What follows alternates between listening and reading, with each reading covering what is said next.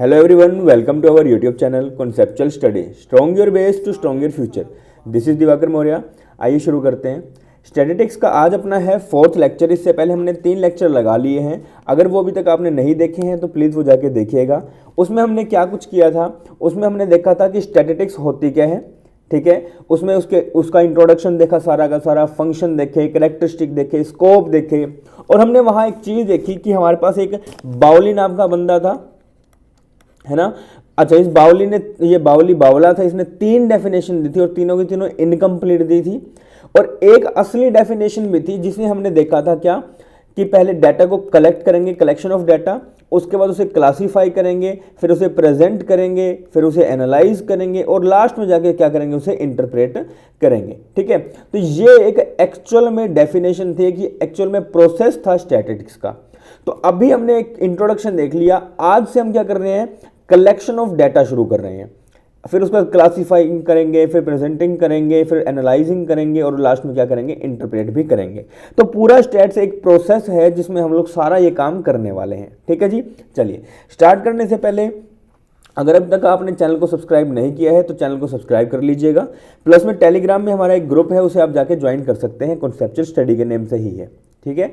चलिए स्टार्ट करते हैं. देखिए, collection of data. Collection of data normal अगर आप सोचें तो है क्या. देखो, डाटा को कलेक्ट करना, जिस चीज़ पर आप रिसर्च करना चाह रहे हैं उस चीज़ के लिए जो भी डाटा आपको रिक्वायरमेंट है वो सारा का सारा डाटा आपको कलेक्ट करना. ओके, चलिए देखते हैं.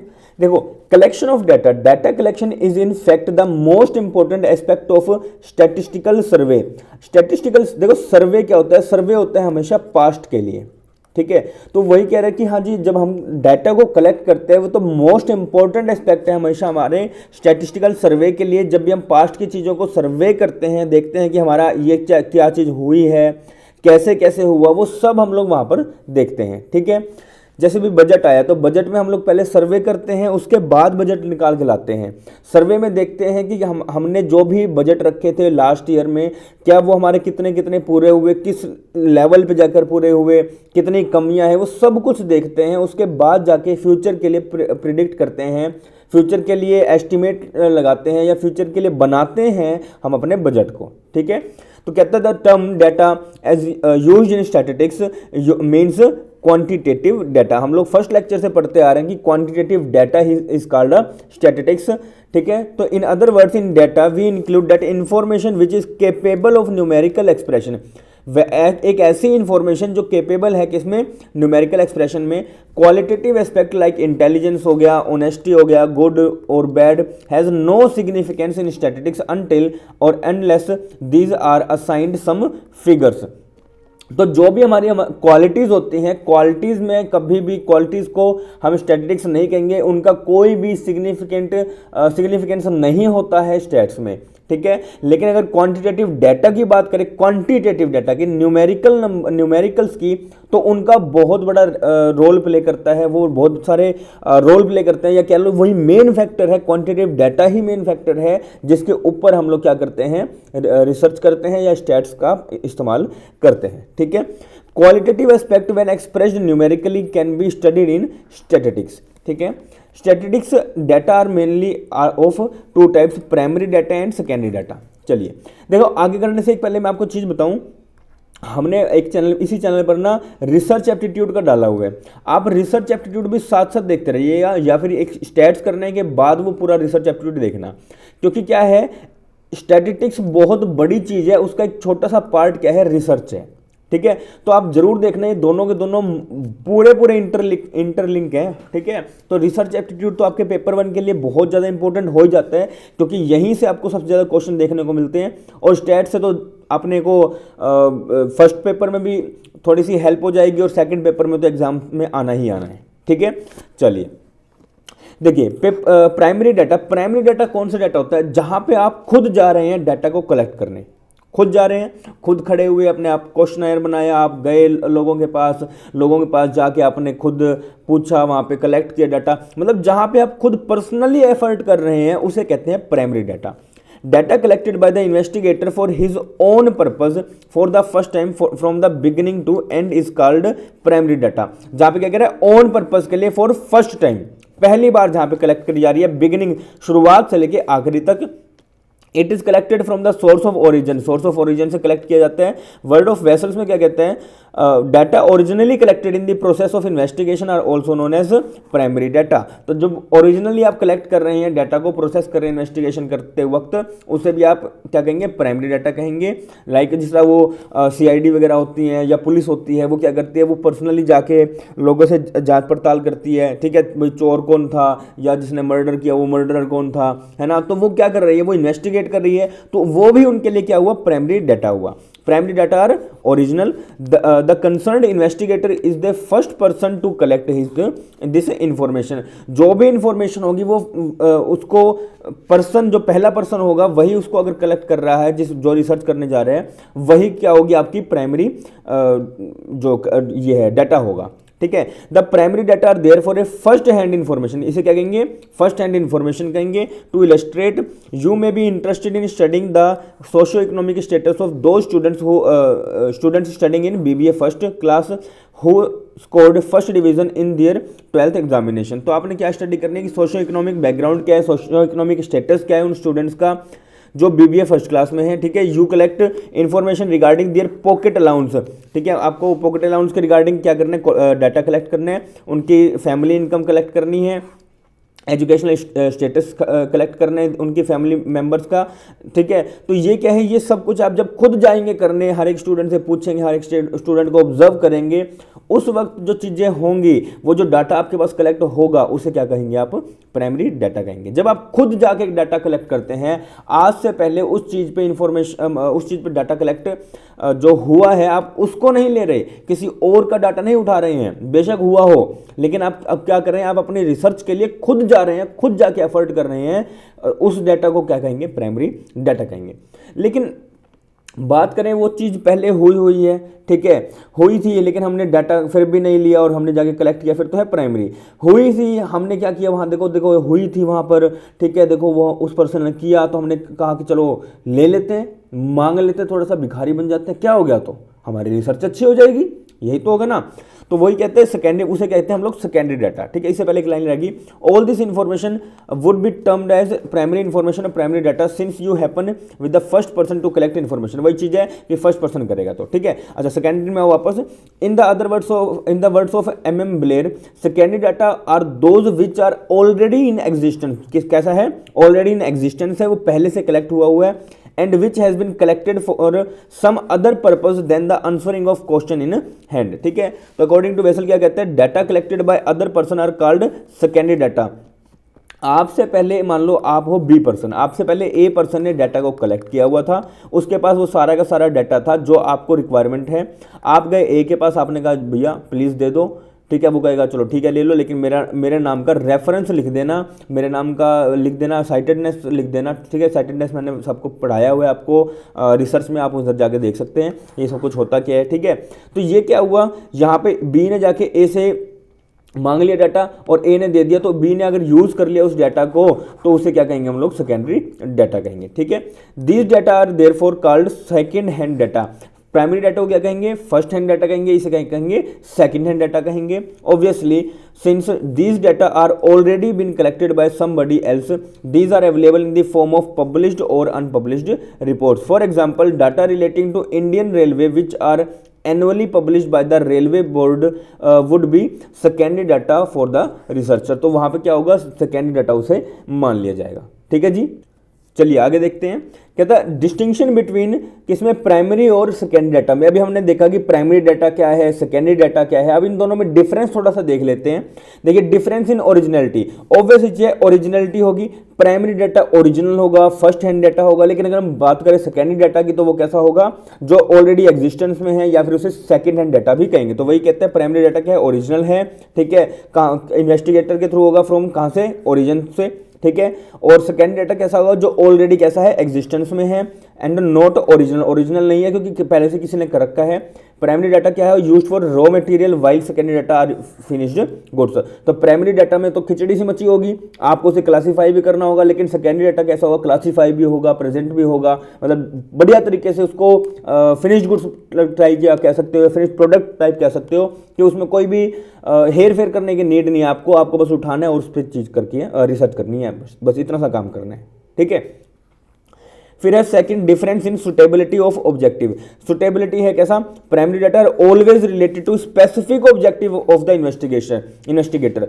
आप गए, आपका एक स्पेसिफिक ऑब्जेक्टिव है, आप गए और आपने देखा, आप देखना चाह रहे हैं क्या कि कितने लोग हैं जो आज के टाइम पे आईसीटी की या कह लो कंप्यूटर की हेल्प लेते हैं पढ़ने में, ठीक है। तो आपका क्या ये पर्टिकुलर है, ठीक है। लेकिन अगर हम बात करें सेकेंडरी की, तो वो जो पहले वाला पर्सन था जिसने डाटा कलेक्ट किया, उसने डाटा कैसा कलेक्ट किया था कि आज के टाइम पे कितने ऐसे लोग हैं जो कंप्यूटर चलाना जानते हैं, है ना। तो आपका और उसका डाटा शायद सेम हो सकता है कहीं ना कहीं, मगर सेम होने के बावजूद भी क्या वही वाला डाटा आपके लिए बिल्कुल सही होगा, मतलब आप क्या स्पेसिफाई कर सकेंगे उस चीज को। उसने तो अपने अकॉर्डिंग जो वो रिसर्च करना चाहता था जिस चीज पे, उसने तो उस अकॉर्डिंग किया होगा उस डाटा को कलेक्ट, लेकिन आपका तो टॉपिक ही अलग है। बेशक आप डाटा उसका चाहे कलेक्ट करो, है ना, बेशक आपने चाहे उसका डाटा ही उठा लिया, लेकिन क्या होगा, आपका थोड़ा ऑब्जेक्टिव अलग है, उसका ऑब्जेक्टिव अलग होगा, है ना। तो यहाँ पे क्या होता है, प्राइमरी डाटा कैसा होता है, स्पेसिफिक होता है, स्पेसिफिक ऑब्जेक्टिव होता है प्राइमरी डाटा किसका, इन्वेस्टिगेटर का, है ना। तो क्या कहते हैं आगे क्या है, this data therefore do not need any adjustment for the concern study, तो उसे कोई भी नीड नहीं है। तो लेकिन अगर बात करें सेकेंडरी डाटा की, तो has already been collected for some other purpose, किसी और पर्पस के लिए, therefore this data need to be adjusted to suit the objective of the study in hand, ठीक है। तो वहां पे क्या होगा, सेकेंडरी डाटा में हमें उस वाले डाटा को अपने अकॉर्डिंग, अपनी सेट ऑफ ऑब्जेक्टिव के अकॉर्डिंग हमें उसे सेट करना पड़ेगा। फिर बात करते हैं difference in cost of collection. बिल्कुल है, प्राइमरी डाटा थोड़ा सा ज्यादा होगा, ठीक है, आपको खुद जाके काम करना पड़ेगा, आपकी मेहनत भी लगेगी, आपका पैसा भी लगेगा। लेकिन सेकेंड डाटा क्या है, सर देना एक बार थोड़ा सा डाटा, आपने जो कलेक्ट किया था, आपने मांगा उसको फोन करके, आपने मेल करके उसे मांग लिया, उसने भेज दिया, कोई मेहनत लगी, कुछ भी नहीं लगी, क्या पता उसको कोई नॉमिनल अमाउंट भी पे करना पड़े, तो थोड़ा सा पे करना पड़ेगा ना। लेकिन प्राइमरी डाटा में कैसे, बस में जा रहे हो आप ट्रेन में जा रहे हो, है ना, डाटा कलेक्ट करने, आपकी मेहनत लग रही है, आपका खाना पीना लग रहा है, बाहर जाके बाहर रहने में, खाने में, तो वहाँ कॉस्टली ज़्यादा हो जाता है, ठीक है, कॉस्टली ज़्यादा हो जाता है प्राइमरी डाटा। तो कहते हैं primary data are costlier in terms of time, money and efforts involve than secondary data. This is because primary data are collected for the first time होता है, क्यों, ठीक है, first time from the source of origin. Secondary data are simply collected from the published और unpublished reports, accordingly these are much less expensive. कैसा होगा, less expensive होंगे ये, ठीक है। चलिए आगे बढ़ते हैं मेथड्स। अब कुछ मेथड्स हैं, मोस्ट इंपॉर्टेंट है ये, मतलब ये लगा लीजिए, एक तो डाटा कलेक्शन के मेथड्स में, एक सैंपलिंग की टेक्निक्स में से 100% क्वेश्चन बनेगा ही बनेगा। मतलब 2 क्वेश्चन तो आप मान के चलो कि यहां से बनेंगे, 2 क्वेश्चन बोले तो 4 नंबर, ठीक है। तो ये बहुत ज्यादा इंपॉर्टेंट है, इसे थोड़ा ध्यान से समझिए और प्लीज याद करिए इन्हें, ठीक है। चलिए, प्राइमरी डाटा में भी collected by using of the following methods. कैसे कैसे कर सकते हैं, एक है डायरेक्ट पर्सनल मेथड, एक है इनडायरेक्ट ओरल इन्वेस्टिगेशन, दूसरा है इंफॉर्मेशन फ्रॉम कोरेस्पोंडेंट्स, फिर है मेल्ड क्वेश्चनर मेथड, फिर है शेड्यूल्ड सेंड थ्रू एन्यूमरेटर्स। अब इन्हें थोड़ा डिटेल में पढ़ते हैं है क्या। देखिए डायरेक्ट पर्सनल इन्वेस्टिगेशन क्या है, in this method data are collected personally by the investigator. कैसा होगा, पर्सनली करेगा investigator. There are face to face contact with the person from whom the information is to be obtained.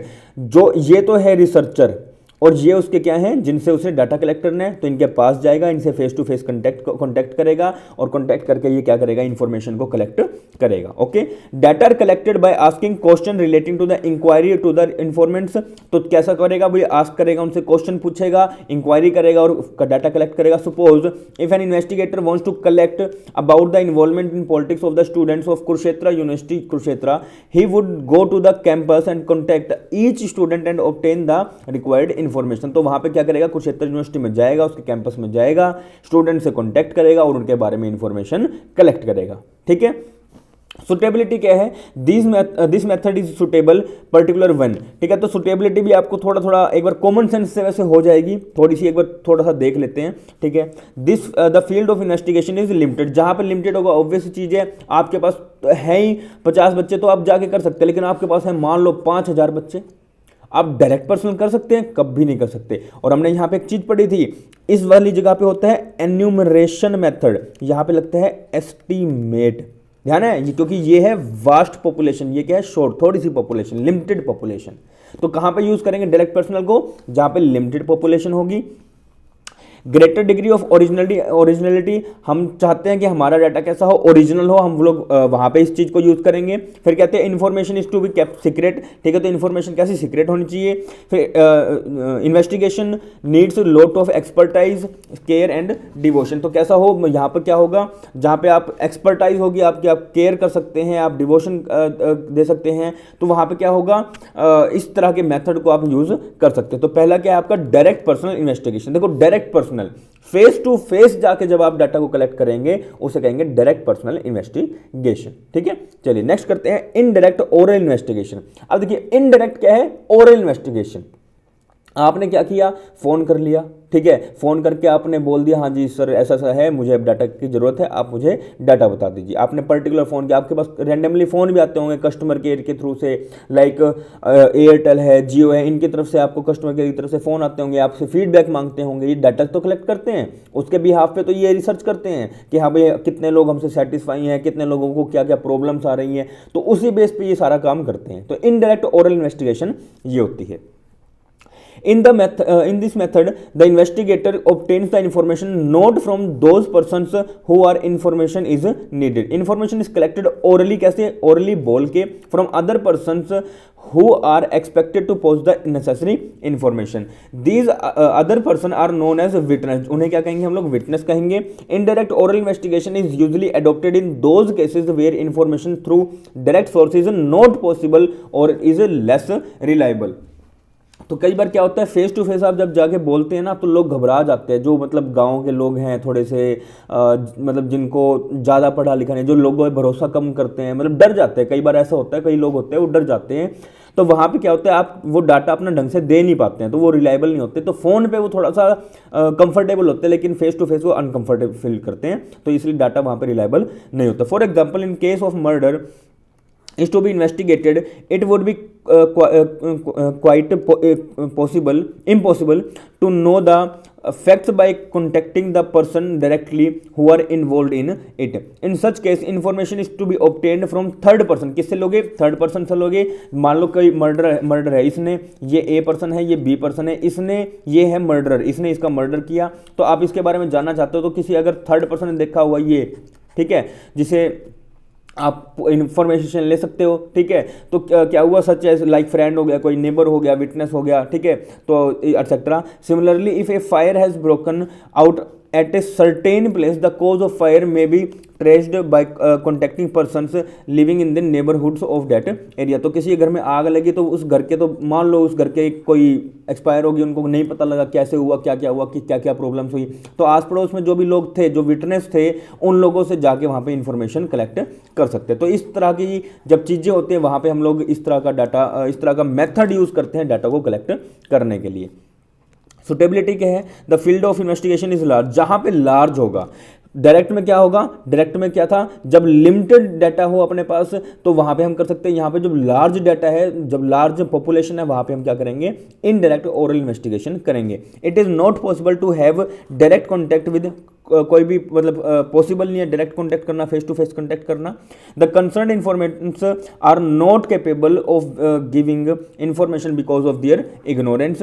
Inquiry committees and commissions appointed by government generally adopt this method. तो जो government की committees हैं, commissions हैं, वही generally ये वाले methods को adopt करते हैं, ठीक है। चलिए नेक्स्ट पे, इंफॉर्मेशन फ्रॉम लोकल सोर्स और कोरस्पोंडेंट। तो लोकल सोर्स और कोरस्पोंडेंट कौन से होते हैं, जो आपके लाइक खबरी नहीं होते पुलिस वालों के, पुलिस के खबरी होते हैं, आपने देखा होगा मूवीज़ में, वेब सीरीज़ में, या फिर किसी ना किसी अपने जो ये डेली सोप्स वगैरह आते हैं इसमें। तो खबरी क्या होते हैं, वो आपके लोकल कोरस्पोंडेंट है, वो आपके एक एरिया है, उस एरिया की सारी खबर रखते हैं, है ना। तो यहाँ से पुलिस आती है इसके पास, और या तो ये क्या करते हैं, सारी की सारी इन्फॉर्मेशन को फेस टू फेस दे देता है, या इसको फ़ोन करके ऐसे बता देते हैं हाँ जी ऐसा ऐसा चल रहा है। तो लोकल कोरेस्पोंडेंट से जब आप क्या करते हैं, जो डाटा है वो कलेक्ट करते हैं, उसे कहते हैं इंफॉर्मेशन फ्रॉम लोकल सोर्स और correspondents. In this method the investigator appoints local agents or correspondents in different places to collect information. These correspondents collect the information in their own way and send the same to the central office. Central office मतलब अपने example के हिसाब से police को, where the data are processed. Newspaper agencies generally adopt this method. जो newspaper agency है वो यही वाले मेथड अडोप्ट करती है, ठीक है। वो लोगों को बता के रखते हैं हाँ जी कोई आपके एरिया में कोई इस तरह की घटना हो जाए, कोई न्यूज़ ऐसी बन जाए तो हमें जरूर आप फोन करके बताइएगा, ताकि हम न्यूज़ छाप सके, पैसा छाप सके, है ना। मतलब न्यूज़ छापेंगे तभी तो पैसा छपेगा, ठीक है। तो this method is also adopted by the various government department. तो गवर्नमेंट डिपार्टमेंट्स भी इनका यूज करती हैं, where regular information is to be collected from the wide area. जहाँ पे वाइड एरिया है वहां पर हम लोग इस चीज को यूज करते हैं। इन द एग्जांपल क्या है, in the construction of wholesale price indices regular information is obtain from the correspondents appointed in different areas. तो जब आप होलसेल प्राइस को बनाते हैं तो वहां पर जो भी लोकल कोरेस्पोंडेंट्स हैं उनसे आप क्या करते हैं, इन्फॉर्मेशन लेते हैं, ठीक है। सो टेबल कहाँ पे है, accuracy of data is only modestly needed, regular and continuous information are need. तो रेगुलर और कॉन्टिन्यूस आपको इन्फॉर्मेशन यहाँ पे जरूरत पड़ेगी। द एरिया ऑफ इन्वेस्टिगेशन जहाँ पे क्या होगा, लार्ज होगा। The information is used by the journal के थ्रू, मैगजीन्स के थ्रू, रेडियो और टेलीविजन के थ्रू आप यहाँ पे क्या कर सकते हैं, ले सकते हैं। चलिए आगे चलें। फिर क्या है, fourth mailed questionnaire method. This in this method एक list of questions known as questionnaire. एक तो होगा क्या, क्वेश्चनर मेथड, एक क्या है शेड्यूल फिल्ड थ्रू एन्यूमरेटर्स। दोनों में आपको कंफ्यूजन होगी, और एक्चुअल में यही दोनों सबसे ज़्यादा मेन यहाँ पर आते हैं इस चैप्टर से। अगर दोनों कोई मेथड आए तो यही दोनों आते हैं, और यही दोनों में कंफ्यूजन क्रिएट करती है जान के यूजीसी एनटीए, ठीक है। देखिए पढ़ते हैं एक बार। In this method a list of questions called questionnaire. तो क्वेश्चनर क्या होगा, आपने एक प्रॉपर क्वेश्चनर बनाया हुआ है कि हमने कौन कौन से क्वेश्चन पूछने हैं, कैसे कैसे काम करना है, वो सब कुछ अपने इसमें लिखा हुआ है, ठीक है। तो ये क्वेश्चनर है relating to the survey is prepared and send to their informants by post. आपने पोस्ट के थ्रू भेज दिया, मेल के थ्रू भेज दिया। The questionnaire contains questions and provide space for answers. आपने यहाँ क्वेश्चन लिखा लाइक नेम, और यहाँ पे स्पेस दे दिया, ठीक है। आपकी सैलरी उसने पूछ लिया, मान लो सैलरी करके यहाँ पे स्पेस दे दिया। तो इस तरह से क्या है, क्वेश्चनर पूरा बनाना होता है। A covering letter is addressed to the informant explaining the object of survey and making a request to fill up the questionnaire and send it back within a specified time। तो क्या होगा, आपके पास वो mail कर देगा सामने वाला, या आप अगर रिसर्चर हो तो क्या करोगे, आप क्वेश्चनर बना के मेल कर दोगे और उसे कहोगे कि प्लीज़ सेंड मी, ठीक है, जब भी आपका स्पेसिफाइड जो भी टाइम है, चाहे वट एवर मतलब 1 वीक 2 वीक जो भी है, ठीक है। तो आपने क्या कहा, उसको आप प्लीज़ इसे फिलअप कर दीजिए और मुझे वापस सेंड कर दीजिए। तो यहाँ पर आप क्या करते हैं, मेल करते हैं। It is also assured that information would B kept secret. तो यहाँ पे क्या होता है, सीक्रेट रखना होता है।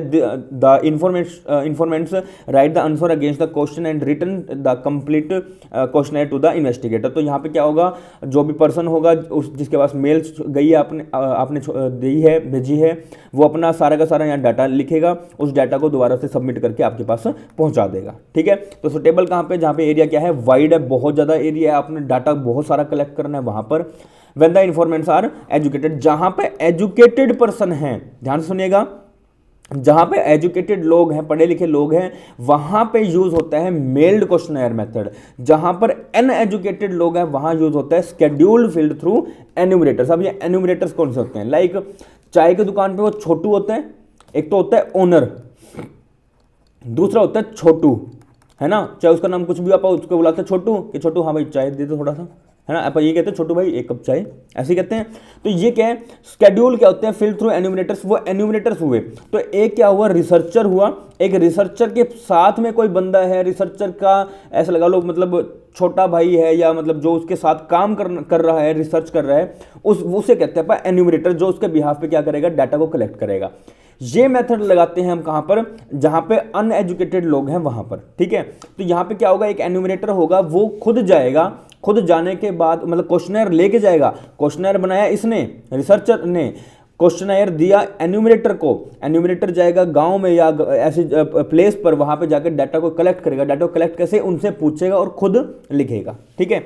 In this method a questionnaire is prepared as per the purpose of inquiry, the enumerator himself approach the informant with the questionnaire, ठीक है। तो हिमसेल्फ अप्रोच करेगा, खुद अप्रोच करेगा वो। The questionnaire will be which are filled by the enumerator themselves, so खुद से भरेगा, कैसे, पुटिंग क्वेश्चन, उनसे क्वेश्चन पूछकर खुद से भरेगा, कॉल्ड स्केड्यूल, इसे क्या कहेंगे, स्केड्यूल कहेंगे।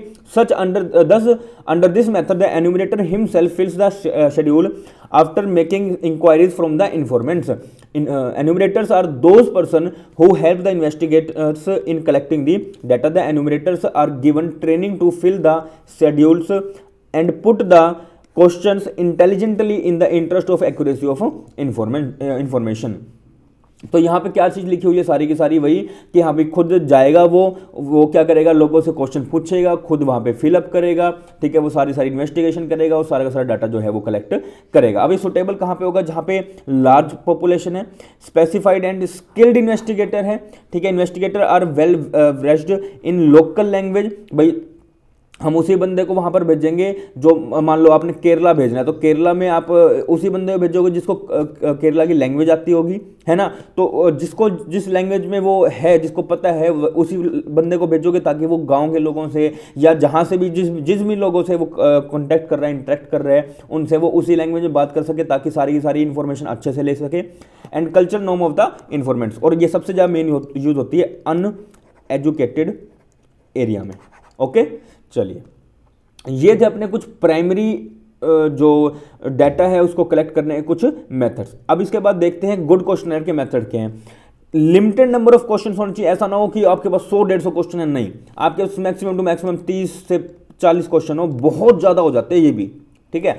सिंपलिसिटी क्या है, बहुत सिंपल लैंग्वेज में क्वेश्चन हो, कोई कॉम्प्लेक्स ना हो, ऐसा ना हो कि आप उन्हें प्लस माइनस करने बिठा दो, मल्टीप्लाई डिवाइड करने बिठा दो, इंटीग्रेशन लगाने बिठा दो, ऐसा नहीं, सिंपल सा, बिल्कुल सिंपल से क्वेश्चन हो, कोई मैथमेटिकल कैलकुलेशन वहां पर ना हो, इन्हें आपको अवॉइड करना चाहिए।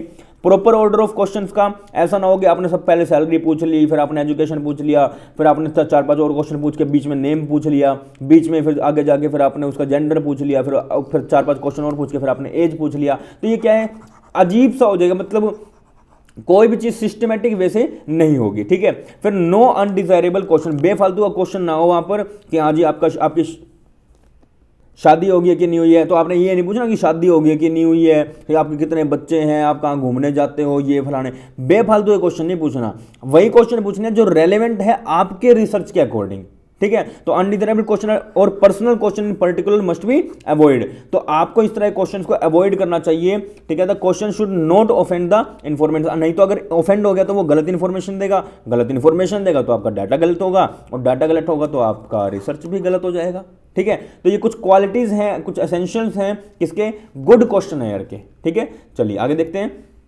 लेस चांस ऑफ पार्शियलिटी का, पार्शियलिटी वहां पे ना हो, आप कोई भी कंट्रोवर्सी में ना फंसे, कोई भी भेदभाव ना करें, कैलकुलेशंस वहां पर ना हो, मैंने आपको पहले बता दिया। प्री टेस्टिंग, जब आप जाएंगे एक्चुअल में लोगों के पास तो उससे पहले आप प्री टेस्टिंग करके जाएं। प्री टेस्टिंग मतलब कि आपने वही डाटा क्या है, आपने किसी फ्रेंड से भरवा लिया, किसी नोन से भरवा लिया, कोई जो आपका कलीग है उससे भरवा लिया, इस तरह की चीजों को कहते हैं हम लोग क्या, पायलट स्टडी, क्या कहते हैं, पायलट स्टडी। तो आपको हमेशा किसी भी चीज को एग्जीक्यूट करने से पहले, बहुत बड़े लेवल पर एग्जीक्यूट करने से पहले पायलट स्टडी करनी चाहिए, ठीक है। इंस्ट्रक्शंस आपके पास वहां पे आप ऊपर दे दो, हाँ भाई ऐसे ऐसे है, इस पेन से लिखना है, ऐसे ऐसे करना है, तो क्लियर इंस्ट्रक्शंस आपको वहां पे देनी होगी। क्रॉस वेरिफिकेशन भी करना होगा, वहां पे जाके आप जब वो डाटा आपको लिख के दे रहे हैं तो आप उनसे एक बार पूछ लो, हाँ जी आपका नाम ये, आपका नंबर ये, हाँ जी ठीक है ये ऐसा ही होगा ना, तो वो कहेगा हाँ ठीक है। तो आप क्या करोगे, एक बात करने के बहाने आपने क्रॉस वेरीफाई कर लिया। रिक्वेस्ट फॉर रिटर्न, आप रिक्वेस्ट करोगे रिटर्न से, ऐसा नहीं कि भाई लिख के वो दे नहीं रहा तो उसका थप्पड़ मार के निकाल लेना, आराम से रिक्वेस्ट करो, प्यार से रिक्वेस्ट करोगे उससे, ठीक है। तो इस तरह की चीज़ें वहाँ पर करनी है, ऐसा नहीं कि जाके मार ही दिया उसके, ठीक है। चलो अब आओ सेकेंडरी डाटा पे। मेथड क्या है सेकेंडरी डाटा के, प्राइमरी डाटा के हमने पढ़ लिया कि डायरेक्ट पर्सनल है, इनडायरेक्ट पर्सनल है, ठीक है, या इंडायरेक्ट ओरल है। उसके बाद हमने देखा एन्यूमरेटर का या फिर डायरेक्ट उसका जो मेल के थ्रू हम लोग भेज रहे हैं, तो ये क्या है, वो दे प्राइमरी डाटा को कलेक्ट करने हैं कुछ मेथड्स। लेकिन अभी देखने अपने को सेकेंडरी डाटा को कलेक्ट करने मेथड। सेकेंडरी डाटा को क्या कहते हैं, सेकेंड हैंड डाटा, जो किसी ने ऑलरेडी क्या कर रखा है, डाटा को कलेक्ट कर रखा है, बस आपने जाके उससे मांग लिया, ठीक है। तो सेकेंड डाटा कैसे कैसे, एक तो पब्लिश हो सकता है, दूसरा अनपब्लिश हो सकता है। पब्लिश मतलब कहीं ना किसी जगह पे वो छपा होगा, कहीं ना कहीं पब्लिश हुआ है। अनपब्लिश जो अभी तक छपा नहीं है कहीं पर, बस वो पड़ी हुई है चीज, वो किसी को भी बताने लायक या बताया नहीं गया है अभी तक, ठीक है। तो पहले क्या, पब्लिश सोर्स। पब्लिश सोर्स में गवर्नमेंट पब्लिकेशन पहला, ministries of central and state governments in India publish a variety of statistics as their routine activity.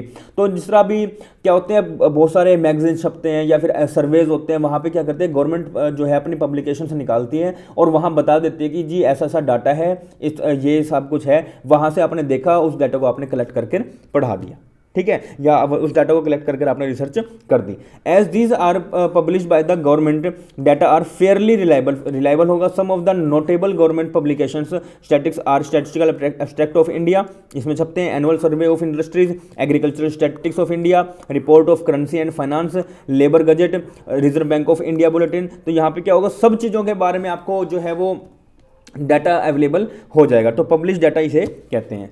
तो दूसरा आया semi government publication. Semi government कैसे हुई कि हाँ भाई आपने किसी स्कूल की जिम्मेवारी दे दी, किसी आंगनबाड़ी की जिम्मेवारी दे दी कि आपके जो गांव है उसमें कितने लोग पैदा होते हैं, कितने लोग मरते हैं, वो सारी इन्फॉर्मेशन आप लिख के रखोगे, इसको पब्लिश करना है हर महीने हर साल। तो वो क्या सेमी गवर्नमेंट है।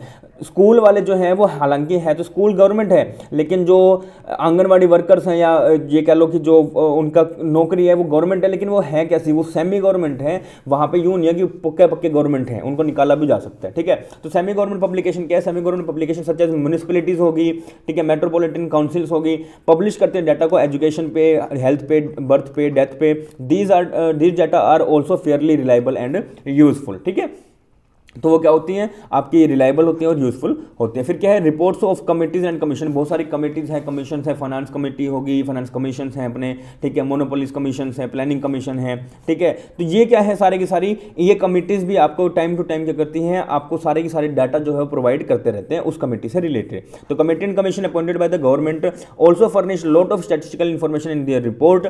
फाइनेंस कमीशन है, मोनोपोलिस कमीशन है, planning commission are some of the notable commission in India which supply करते हैं detail statistical information in their reports. तो ये रिपोर्ट्स छापते हैं तो उसमें वो सारा डाटा कलेक्ट कर आपको देते हैं, ठीक है। फिर है पब्लिकेशंस ऑफ ट्रेड एसोसिएशन। अब पब्लिकेशन ऑफ ट्रेड एसोसिएशन में क्या हुआ, लाइक आपने कोई मिल खोल ली है, ठीक है, जैसे यहाँ पे लिखा हुआ है, some of big trade association through their statistical and research divisions collect and publish data on various aspect of trading activity. For example sugar mills association published information regarding sugar mills in India. तो sugar mill की जो association है वो जितने भी India में क्या है शुगर मिल्स हैं उनके रिगार्डिंग आपको इन्फॉर्मेशन प्रोवाइड करती हैं, ठीक है। कुछ एसोसिएशन है, कमेटीज है, कमीशन, इनके थ्रू आप कर सकते हैं। फिर है पब्लिकेशंस ऑफ रिसर्च इंस्टीट्यूशंस। अब कुछ रिसर्च इंस्टीट्यूशंस हैं, ठीक है, कोई भी कॉलेजेस हैं, यूनिवर्सिटीज हैं जो जहां पर लोग रिसर्च कर रहे हैं, ठीक है। तो आपके लाइक कलीग्स हो गए, वो दो दूसरे रिसर्चर्स हैं, उन्होंने पहले रिसर्च करी हुई या आपने उनसे जाके क्या किया, डाटा को कलेक्ट कर लिया। तो various universities and research institutions publish information regarding their research activities in India. For example Indian Statistical Institute, National Council of Applied Economic Research publish a variety of statistical data as a regular feature. तो यहाँ पे क्या है, ये बड़े बड़े जो institutes हैं, यूनिवर्सिटीज लगा लो, कॉलेजेस लगा लो, ये सब क्या करते हैं, अपने अपने डाटा को पब्लिश करते हैं, अपने अपने जो भी रेगुलर की या कह लो रिपोर्ट्स हैं, ठीक है, वहाँ पे पब्लिश करती हैं और वहाँ से आप डाटा को से कलेक्ट कर सकते हो। फिर सिक्स्थ की बात करें, journals and paper. Journals and papers होते हैं, ठीक है, ये Economics Times as well as magazines में आप छपवा देते हो, ठीक है, सच एज कॉमर्स का facts for you also supply large variety of statistical information. तो कोई जर्नल्स हैं, पेपर्स हैं, आर्टिकल्स हैं किसी और के लिखे हुए, वहाँ से भी आप डाटा को कलेक्ट कर सकते हो, ठीक है जी। फिर बात करते हैं आगे पब्लिकेशन ऑफ रिसर्च स्कॉलर्स। अब रिसर्च स्कॉलर्स है, जो यूनिवर्सिटी में रिसर्च स्कॉलर बैठे हैं, वो अपने जर्नल्स लिख रहे हैं, ठीक है, अपने थीसिस लिख रहे हैं, आपने उनसे भी जाकर डाटा कलेक्ट कर सकते हो। तो individual research scholars also sometimes publish their research work containing some useful statistical information. Last है इंटरनेशनल पब्लिकेशन। इंटरनेशनल पब्लिकेशन जैसे WTO है, ठीक है, WHO है, ठीक है। अब जिस कोरोना के दौरान में WHO का बहुत ज़्यादा थोड़ी मतलब बेइज्जती सी करी, क्योंकि हाँ भाई ये चाइना की हेल्प कर रहा था कि WHO ने कोई एक्शन नहीं लिया चाइना के खिलाफ, है ना। तो वहाँ पे क्या ये भी अपने कुछ ना कुछ पब्लिकेशंस करते हैं, वहाँ से आप डाटा कलेक्ट कर सकते हैं, ठीक है। तो क्या कहते हैं, international organisation such as UNO IMF होगा ये, IMF, ठीक है, ILO एंड फॉरेन और गवर्नमेंट्स एटसेट्रा, और also publish lot of statistical information, these are used as secondary data. तो इस तरह की डाटा को हम लोग क्या कहेंगे, सेकेंडरी डाटा कहेंगे। ऐसे डाटा को हम लोग सेकेंडरी डाटा की तरह यूज कर सकते हैं। फिर लास्ट उसके बाद दूसरा पॉइंट बचता है अपने पास अनपब्लिश्ड सोर्स।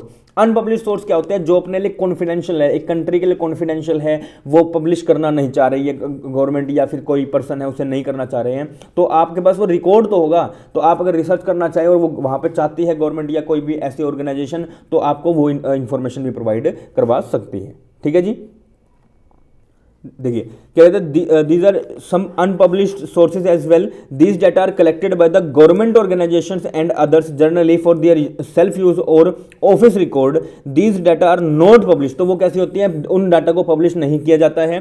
ठीक है, these unpublished numerical information are however used as secondary data. तो अगर वो आपको देते हैं और उस तरह के डाटा से आप रिसर्च करते हैं तो उसे क्या कहेंगे, unpublished source of secondary data. ठीक है, चलिए इसके आगे बढ़ते हैं। जो आपके पास डाटा है उसको ना मेजर करने के कुछ अपने पास टेक्निक्स हैं या स्केल्स हैं, तो उन्हें हम एक बार देख लेते हैं। 4 है और बहुत इंपॉर्टेंट है, मोस्ट इंपॉर्टेंट है। ठीक है, ये आपके रिसर्च में भी आएगा और स्टैट्स में भी आएगा। दोनों के दोनों ही अपने को पढ़ने, मतलब दोनों के दोनों सब्जेक्ट्स के लिए अपने लिए रेलिवेंट है और 100% यहाँ से क्वेश्चन बनता ही बनता है। ठीक है, चलिए वैसे मैंने रिसर्च में से बहुत अच्छे तरीके से करवाया, बहुत ज़्यादा अच्छे तरीके से, आप वहाँ से जाकर इसे देख सकते हैं। देखिए, it is easy to measure quantitative data but difficult to do so if the data is qualitative और abstract type. In case of measurement of attitude, the data belongs to the abstract or qualitative type. These are 4 widely accepted levels of measurement called measurement scale. इसे क्या कहेंगे, measurement scale कहेंगे। पहला है nominal, ordinal, interval, ratio। मैंने वहाँ बताया था, एक स्टीवन नाम का बंदा था, वो कहता था उसने ना ये स्केल दे दी, तो लोगों के पास गया तो लोगों को कहा उसने कि देखो मैंने स्केल बनाया, तो लोग कहते जा भी नकली। तो बेचारा रोने लग गया, कहता प्लीज़ जरा मुझे नकली मत कहो, नो आई एम रियल। वो इंग्लिश में बोल रहा था, ठीक है, कहता please no I am real, ऐसा रोने लग गया बेचारा। ठीक है, तो उसने कहा कि no no I am real. ठीक है, तो N for nominal, O for ordinal, I for interval और R फॉर रेशियो। अब ये बनता कैसे है, N बीच में आएगा N, फिर N में जो चीज़ें आएंगी, नॉमिनल में जो चीज़ें आएंगी वो ऑर्डिनल में भी आएंगी, नॉमिनल और ऑर्डिनल वाली सारी की सारी इंटरवल में भी आएगी, और इंटरवल तक जो जितनी भी चीज़ें वो सारी किस में आएगी, रेशियो में भी आएगी। ठीक है, तो नॉमिनल में हम क्या करते हैं, नॉमिनल में हम लोग क्या करते हैं, क्लासीफाई करते हैं, सिर्फ और सिर्फ कैटेगरी बनाते हैं। यहाँ पे हम लोग क्लासीफाई करेंगे, प्लस में रैंक भी देंगे। ठीक है, इंटरवल में क्या करेंगे, क्लासीफाई करेंगे, प्लस में रैंक भी देंगे, प्लस में इंटरवल भी बनाएंगे। ठीक है, इंटरवल कैसे, लाइक अपने 0 से 10 के बीच में ऐसा कर दिया। रेशियो में क्या करेंगे, आपके पास जो भी है वो रेशियो में उसे जब डिफाइन कर देंगे तो आ जाएगी चीज़। ठीक है, अभी बताता हूँ मैं थोड़ा सा और डिटेल में, कोई बात नहीं। लाइक आपके पास क्या हुआ, आपके पास लोग आए और आपने कहा कि जी AB पॉजिटिव वाले लोग जो हैं वो इधर हो जाएं, बी वाले इधर हो जाएं, B पॉजिटिव वाले, A पॉजिटिव वाले इधर, O नेगेटिव वाले इधर। ठीक है, आपने क्या किया, यहाँ पर सिर्फ और सिर्फ क्लासीफाई कर दिया कि हाँ भाई ऐसे से हो जाओ। अब आपने क्या कहा कि आपने रैंक दे दिया कि ठीक है, जो आप क्लासीफाई तो हो गए कि इस बेंच पे ये वाले लोग बैठेंगे, इस बेंच पे ये वाले लोग, लेकिन फर्स्ट बेंच पे कौन बैठेगा, AB पॉजिटिव वाला, सेकंड बेंच पे बैठेगा कौन, A पॉजिटिव वाला, थर्ड पे बैठेगा कौन सा, B पॉजिटिव वाला, और फोर्थ पे कौन बैठेगा, O नेगेटिव वाला। ये आपने रैंक भी दे दी, प्लस में क्लासीफाई भी कर दिया। उस बाद अपने इंटरवल में भी ये कहा कि सबसे पहले इनमें से भी जो होगा ना वो ऐसे बैठोगे कि पहले बेंच पे तो कैसे कैसे जो जिनकी एज क्या है 10 से लेके 20 है, फिर 20 से लेके 30 वाले बैठोगे, फिर 30 से लेके 40 वाले बैठोगे, फिर 40 से लेके 50 वाले बैठोगे। ऐसा बना दिया AB का, फिर A का भी ऐसे ही बनाएंगे, फिर B का भी ऐसे बनाएंगे और O का भी ऐसे बनाएंगे। तो आपने क्या किया, क्लासीफाई तो किया, प्लस में प्लस रैंक भी दे दिया, और उसके बाद साथ में साथ इंटरवल भी कर दिया, ये इसे कहेंगे इंटरवल। और जब आपके पास डाटा निकल कर आया, मान लो AB पॉजिटिव का डाटा निकल कर आया, फिर A का, फिर B का और फिर O का। ठीक है, तो क्या हुआ डाटा, मान लो ये आए अपने पास 500 लोग, ठीक है, ये आए अपने पास 1000 लोग, ये आए अपने पास 200 लोग, ये आए अपने पास 1500 लोग। तो आप इसे रेशियो में कर सकते हैं कि हाँ जी 500 रेशियो में 1000, रेशियो में 200, रेशियो में 1500। तो ठीक है, अपने 2 जीरो यहाँ से काटी, 2 जीरो यहाँ से काटी, 2 जीरो यहाँ से काटी, 2 जीरो यहाँ से काटी, हो गया। ठीक है, तो अपनी रेशियो क्या है, 5/10, रेशियो 2, रेशियो 15, तो ये अपनी रेशियो है, तो इसे आप कहेंगे रेशियो स्केल। तो आप जब इस तरह की चीज़ों को इन स्केल की मदद से मेजरमेंट करते हैं तो वो क्या कहते हैं, मेजरमेंट स्केल कहलाते हैं। ठीक है, तो 4 तरह के स्केल हैं अपने पास, nominal scale, ordinal scale, interval scale और रेशियो स्केल। देखिए एक बार थोड़ा सा देख लेते हैं। सिंपलेस्ट टाइप ऑफ स्केल है, in such scale the numbers serve as labels to identify person, objects और to events. The numbers may be assigned to students in class और टू पेशेंट्स इन हॉस्पिटल्स। ठीक है, तो numbers वहां पे इन्हें define कर दिए जाते हैं। ऑर्डिनल में क्या हुआ, also known as ranking scale है। क्या है, रैंकिंग स्केल है। 1 में रैंक 2 और more households according to their annual income और एक्सपेंडिचर। तो वहां पे क्या होगा, आपको रैंक भी प्रोवाइड कराई जाएगी। फिर इंटरवल में बात करें, थर्ड टाइप ऑफ स्केल है, जहां पे इंटरवल प्रोवाइड कराया जाएगा। ठीक है, कि हाँ भाई इतने से लेके इतने तक इंटरवल होगा, कि हाँ भाई 10 से लेके 20 तक का, 20 से लेके 30 तक का। और रेशियो में क्या होगा, रेशियो में हमेशा अपने पास बात करते हैं एब्सोल्यूट जीरो की। किसकी, एब्सोल्यूट जीरो की।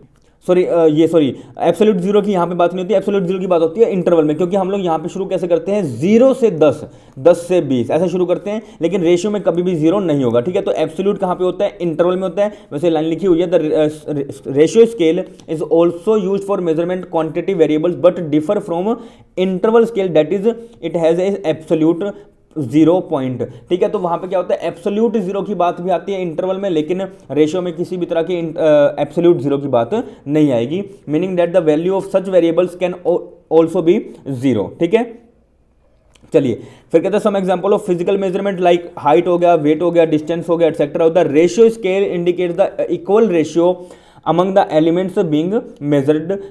For example 10 kilo and 50 kilo are in the ratio of 1:5। तो मैंने आपको यही बताया यहाँ पर। ठीक है, ये ऐसे ही बताया कि 5:10 रेशियो, 2:15, इस तरह से हम लोग यहाँ पर कर सकते हैं। ठीक है जी, चलिए 40 मिनट का अपना लेक्चर हो चुका है आज का। ठीक है, लेक्चर कैसा लगा प्लीज़ कमेंट में जरूर बताइएगा। वीडियो कैसी लगी प्लीज़ लाइक करके जाइएगा, अच्छी लगी तो, नहीं लगी तो कोई प्रॉब्लम नहीं, डिसलाइक करके जाइएगा। फीडबैक अपना जरूर दीजिएगा। ठीक है जी, चलिए मिलते हैं नेक्स्ट लेक्चर में, तब तक के लिए पढ़ते रहिए। Thank you very much.